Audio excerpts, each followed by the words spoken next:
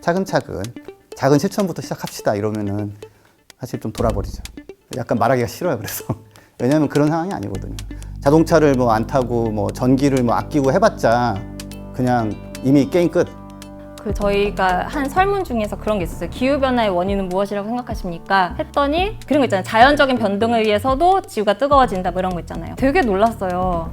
왜냐하면은 사실 과학자들은 되게 진중해서 항상 확률로 말하거든요. 기후변화는 95% 이상의 확률로 인간 활동 때문이다라고 얘기하고 있는데 일반 사람들은 인간 때문이라는 응답률이 33%밖에 안 됐다라는 거예요. 이렇게 얘기하잖아요. 우리는 기후변화에 대한 심각성을 다 알지만 행동하지 않는다. 근데 저는 이 전제부터가 틀렸다고 생각해요.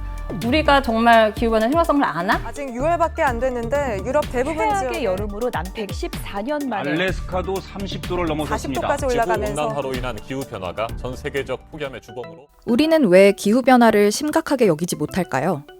여러 이유가 있겠지만 하나만은 분명합니다. 변화가 잘 보이지 않기 때문이죠.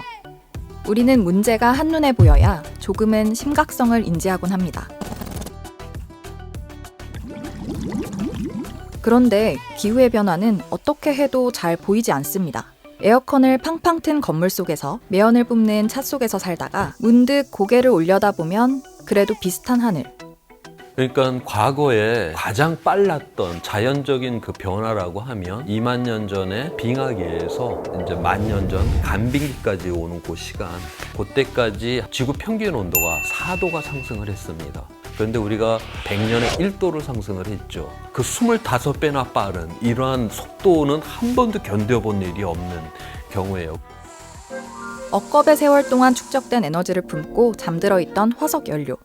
이걸 꺼내 쓴다는 건 곧 지구의 시간을 당겨 쓴다는 걸 의미합니다. 인류는 그 에너지를 갖가지로 이용해 지구의 주인공이 되었지만 강제로 꺼내져 나온 탄소는 지구의 대기를 둘러싸고 빠져나가려는 태양 에너지를 막아내기 시작했습니다. 우리가 안전하게 배출할 수 있는 이산화탄소 양이 뭐 4,200억 톤이라고 해요. 근데 혹시 1년에 얼마씩 배출하고 있는지 아세요? 420억 톤. 그러면 10년 아니면 끝난다는 거예요, 이게. 그렇게 지구의 기온이 오르면 일단 원래 더운 곳은 더 더워집니다. 원래 추운 곳은 얼음이 녹고요. 이 정도로 끝이라면 기후변화는 그냥 북극곰만의 문제일 수도 있었을 겁니다. 정말 문제는 지구가 스스로 온도를 높이는 그게 키포인트예요. 북극 쪽이 다른 지역에 비해서 한 3배 정도 빠르게 온도가 상승이 돼요. 여름에 흰 티를 입었을 때보다 검은 티를 입었을 때가 훨씬 더운 것처럼 북극의 하얀 빙하가 녹아 어두운 바다가 되면 태양 에너지를 반사시키지 못하고 흡수해버리는 겁니다.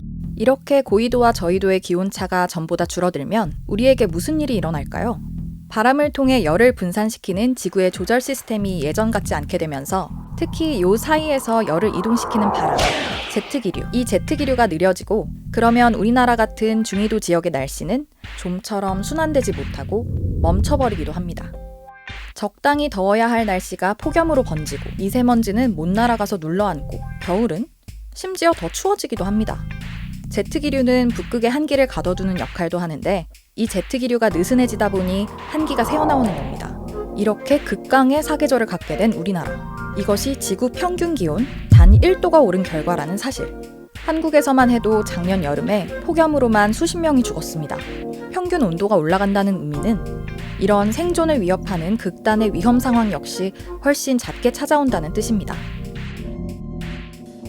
호주 국립기후보건센터 연구팀이 최근에 내놓은 보고서입니다. 지구온난화 위험에 대해서야 우리가 익히 들어왔습니다만 이번 보고서는 상당히 충격적인데요. 기후변화는 핵전쟁에 버금가는 위험 요인이기 때문에 전시체제에 준하는 자원 및 인원 동원 체제를 갖춰야 한다. 이런 결론을 내리고 있습니다. 핵전쟁급으로 생각해야 된다? 예, 그렇습니다. 근데 그게 불과 2050년, 30년 뒤라고요? 이미 뭐 다 인정해요. 그건 상황은 대부분. 인식이 좀 전환됐어요. 한 작년 말부터 모든 사회 역량과 공업 역량을 이런 문제를 해결하는 쏟아 부어도 될까 말까 한 상황이다라고 지금. 사실은 인천에서 있었던 일이에요. 그게 1.5도에서 상승을 멈춰야 된다. 지금 1도 올라갔거든요. 그리고 그러려면은 앞으로 10년 안에 온실가스 배출량을 반으로 줄여야 된다. 그게 작년 10월 달에 사실은 송도 인천에서 발표가 되면서 유럽이나 뭐 미국 같은 경우는 좀 분위기가 많이 바뀌었고, 근데 아이러니하게도 이제 그게 발표됐던 우리나라에서는 그러니까 저는 되게 그 보도가 되게 크게 될 줄 알았어요. 1면에 나온 거는 딱 한 군데밖에 없었고요. 저희 같이 2면에 나온 게 한 2군데 있었고 나머지는 박스 기사 어디 조그만. 아시아 국가들은 보게 되면 중국에서 약 15억 명, 인도 13억 명, 그 밖에 뭐 아시아 국가들이 다 그 물에 의해서 그 농사를 짓고 우리가 이제 살아가는데 이제 이 기후변화로 해서 문제가 일어나게 되게 되면 그 수억 명이라고 하는 그 사람들이 호주 입장에서는 자기 나라로 들어올 거다라고 그렇게 보게 되는 거죠. 그런 보고서이기도 합니다. 그랬을 때 지금 대한민국이 식량 자급률이 약 25%밖에 되지가 않죠. 딴 나라 들어올 거 걱정을 해야 되는 게 아니라 북쪽은 또 막혀 있지 어디 갈 데가 어디 있어. 호주는 그런데 그거 넘어올까 봐 요거 어떻게 막아야 되나 그거 고민하고 앉아있고. 미국 애들도 그런 보고서들은 다 써놓고 다 준비들 하고 있어요. 우리는 전혀 준비 안 하고 있잖아요. 지금. 미세먼지 준비만 하고 있죠. 기후난민은 해빙과 해수면 상승으로 인해 삶의 터전을 잃은 사람뿐만 아니라 홍수, 가뭄, 산불과 같은 이상재해를 입고 오갈 데 없어진 사람들까지 뜻합니다. 숫자는 이미 전쟁 난민을 넘어섰습니다. 부족, 민족, 국가 따위로 결집해서 상대와 싸우던 물리적인 전쟁과는 완전히 다른 차원의 전쟁.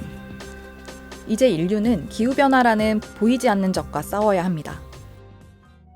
호모사피엔스가 지구상에 등장한 게 약 15만 년 전인데요.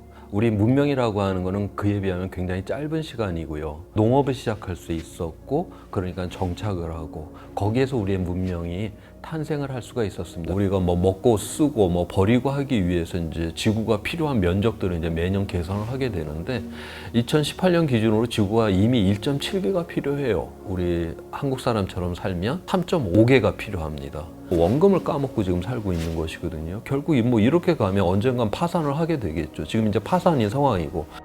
이제 많은 나라가 보이지 않는 적과 제대로 맞서 싸우기 시작했습니다. 최전선에는 다름 아닌 10대 아이들이 서 있습니다. 시작은 스웨덴의 16세 소녀 그레타 툰베리.